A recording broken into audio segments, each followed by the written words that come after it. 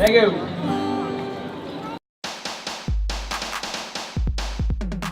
Of course, just cash and coin. Yeah. Cash sometimes, just whatever change I have. 我都是用零钱比较多啦。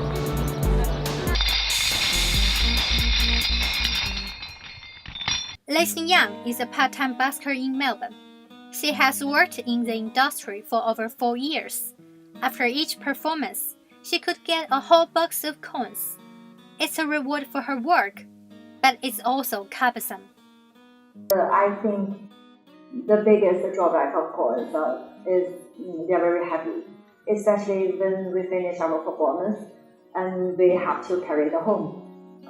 Sometimes it's a little bit hard for us because our equipment it's also heavy. So I think it's the biggest drawback, of course. And she also thinks it's not safe to display so much cash placed on the street. And we also have the situations like a thief take our coins from my suitcase and just run away. Actually, it always happens. Leslie Young is just one of hundreds of buskers in Melbourne. Melbourne has a rich, lively street culture. These music performances could make passers-by happy for a whole day, could inspire someone, could help tourists overseas learn about artistic culture in Melbourne. However, just like Leslie Young said, their lives are not easy. Many buskers say their audiences do not always have cash to pay them, making it difficult to earn an income. 有的国际旅客他没有那么多的澳币。 But sometimes they come to me and tell me, sorry, I really love your voice. I really like your performance, but I don't know cash yet. Early this year, a Chinese online payment company called Alipay tried to help them increase income. This company issued 20 buskers with portable payment devices. People can pay with their smartphones using QR code to take a note. Each busker has their own code. People can scan it, then choose any amount to pay. This gives people an extra option. So yeah, if for the people that don't have cash on that day, they have that option.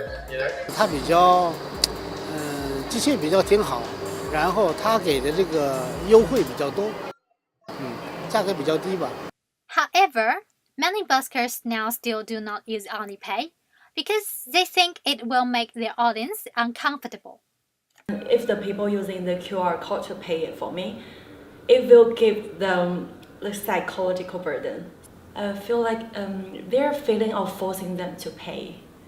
Dr. Andy Ruddock from Monash University says the new payment model fundamentally changes the act of busking. If you're a busker and I'm your audience, it's no longer about a moment that happens between us two. It's actually about something which is corporatized in a particular way, and so of course, and Alipay aren't doing this out of the goodness of their hearts. They're doing it because they're making money from it. So there's a third person in the relationship, and that third person is a global corporate entity. So it fundamentally changes the whole nature of busking. And Dr. Ruddock says this also changed Melbourne street culture.